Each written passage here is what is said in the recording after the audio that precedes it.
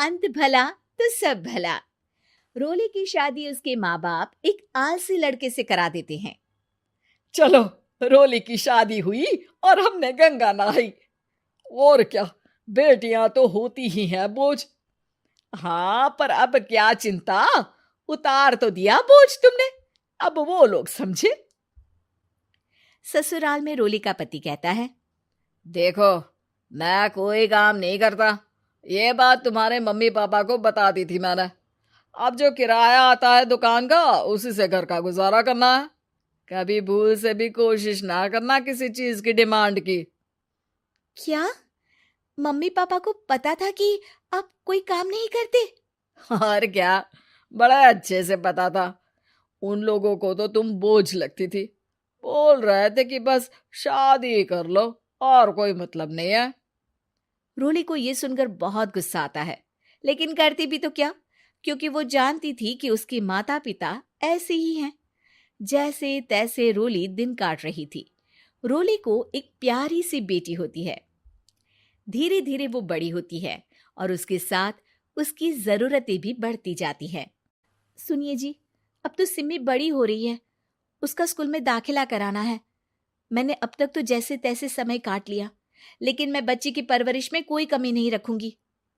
अरे क्या है यार, अब तो लगता है कोई ना कोई काम ढूंढना ही पड़ेगा।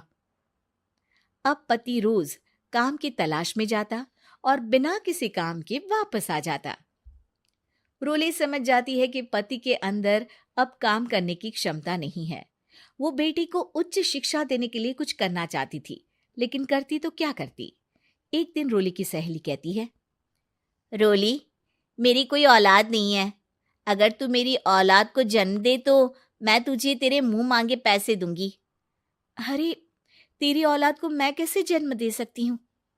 सरोगेसी से। बच्चा मेरा और वैभव का ही होगा, लेकिन कोख तेरी होगी। ये संभव है रोली। रोली कुछ सोचकर कहती है, मुझे मंजूर है, लेकिन मैं इसका 2 लाख रुपया लूंगी। अरे कोई बात नहीं, मुझे मंजूर है। रोली खुश हो जाती है कि एक बच्चा पैदा करने का उसे 2 लाख रुपया मिलेगा। वो घर आकर पति को बताती है, वो भी खुश हो जाता है। अब क्या था, डॉक्टर के पास जाकर सहेली का बच्चा रोली की कोख में पलने लगता है। मुझे 20,000 चाहिए मेरे बेटी के एडमिशन के लिए। हाँ हाँ ठीक है, मैं उसके एडमिशन से लेकर सारे खर्चे उसके अकाउंट में डाल रही हूँ। रोली की बेटी का एडमिशन हो जाता है। रोली को लगता है कि वो अब सब कुछ ठीक कर देगी। दिन और महीने आगे बढ़ते हैं। अब एक दिन, एक बात कहूँ जी, काश इस बच्चे को मैं रख पाती। मैं अब इससे काफी जुड़ गई हूँ। अरे यार, पता नहीं किसका बच्चा है, अपने पास है ना अपनी मुन्नी। हाँ, लेकिन अब मैं भी इस बच्चे से जुड़ाव फील करने लगी हूँ।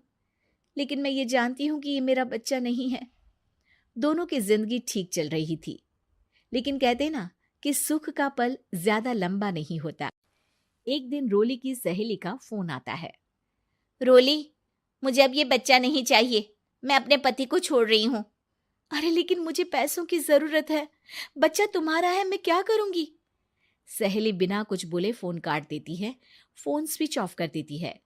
लेकिन रोली के जीवन का तूफान यहीं नहीं रुकता। रोली, मैं इतना भार नहीं उठा सकता। आज पढ़ाई का पैसा मांग रही हो, कल को शादी, कॉलेज और पता नहीं क्या क्या। मैं तुम्हें छोड़ रहा हूँ, अपनी बच्ची उठाओ और निकलो इस घर से। अरे पर मैं कर तो रही हूं ना बच्चे के लिए काम, आप आराम से रहिए ना। क्या काम कर रही हो, देख रहा हूं मैं। ये छोटा शहर है, यहाँ लोगों को बात बनाते वक्त नहीं लगता। तो मैं क्या करूं? ज्यादा पढ़ी लिखी नहीं हूं, कैसे घर के खर्चे चलाऊं? और आप तो काम करना ही नहीं चाहते।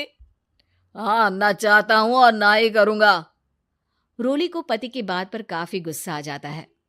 ठीक है, अगर मेरे जीवन में संघर्ष ही लिखा है तो वही सही। इस वक्त पति होने के नाते आपको मेरा साथ देना चाहिए था, लेकिन नहीं, आपने तो इस हाल में मुझे घर से बाहर निकालने की बात कह डाली। देखो, ये सारी फालतू की बातों के लिए वक्त नहीं है मेरे पास।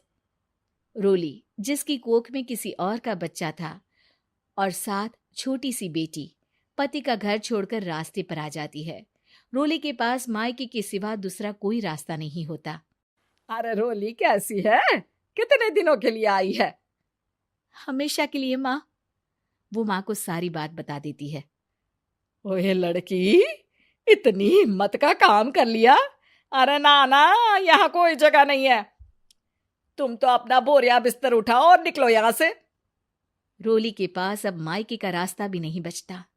वो चुपचाप बच्ची को लेकर जा रही थी कि उसे दर्द होता है और वो डॉक्टर के पास चली जाती है और फिर वहां वो एक प्यारे से बेटे को जन्म देती है। कितना प्यारा है, कितने अभागे हैं इसके माँ बाप जो इसके पैदा होने पर भी नहीं है। तभी वहां डॉक्टर आ जाती है। रोली, बच्चे के पिता तुमसे मिलना चाहते हैं। आपका बहुत बहुत शुक्रिया। मैं इस बच्चे को पालूंगा, भले ही इसकी माँ ने इसे छोड़ दिया हो, पर मैं अपनी जिम्मेदारी निभाऊंगा। तो क्या आप मुझे इसके पैदा करने के लिए जिन पैसों की बात हुई थी वो भी देंगे? हाँ, और साथ ही आप चाहें तो मेरे घर में रहकर मेरे बच्चे की देखभाल भी कर सकती हैं। मैं उसके लिए आपको सैलरी दे दिया करूंगा। रोली को लगता है कि जैसे भगवान ने उसके लिए सुकून का रास्ता खोल दिया। वो अब मुकेश के साथ उसके घर चली जाती है, जहां रहकर वो उस बच्चे की देखरेख करती है। अब मुकेश के घर को रोली अच्छे से संभाल लेती है। उसके लिए खाना बनाने से लेकर बच्चों की देखभाल और घर की देखरेख। धीरे धीरे मुकेश को रोली से प्यार हो जाता है। रोली, तुम्हारी बेटी और मेरा बेटा बिल्कुल भाई बहन की तरह साथ रहते हैं। हाँ, आखिर है तो एक ही कोख के बच्चे, अटैचमेंट तो होगा ही ना। रोली, तुमने घर और मुझे दोनों को संभाल लिया। ये तो मेरा काम है। आपने भी तो मुझे छत दी जिससे मैं अपनी बेटी की पढ़ाई और भविष्य के लिए पैसे जोड़ सकूं। अब रोली, क्या तुम मुझसे शादी करोगी? अब मैं जानता हूं तुम्हारी भी शादी कुछ खास अच्छी नहीं रही। रोली को मुकेश की बात ठीक लगती है। वो उसे हाँ बोलने की सोच ही रही होती है कि उसके पहले पति का फोन आ जाता है। रोली, मैं बहुत परेशान हूं। मेरा एक्सीडेंट हो गया है। मैं चाहता हूं तुम वापस आ जाओ। रोली को पुराने पति की चिंता होने लगती है। वो सोचती है कि वो क्या कर रही थी। हाँ हाँ ठीक है, मैं आ रही हूँ। हाँ रोली, आ जाओ, लेकिन बच्ची को कहीं हॉस्टल में छोड़कर आना, क्योंकि मैं नहीं चाहता कि हम लोगों के बीच फिर से वो सारी बातें हो। रोली को समझ आ जाता है कि पति आज भी सुधरा नहीं है। वो पति के पास जाने से इनकार कर मुकेश को हाँ कर देती है।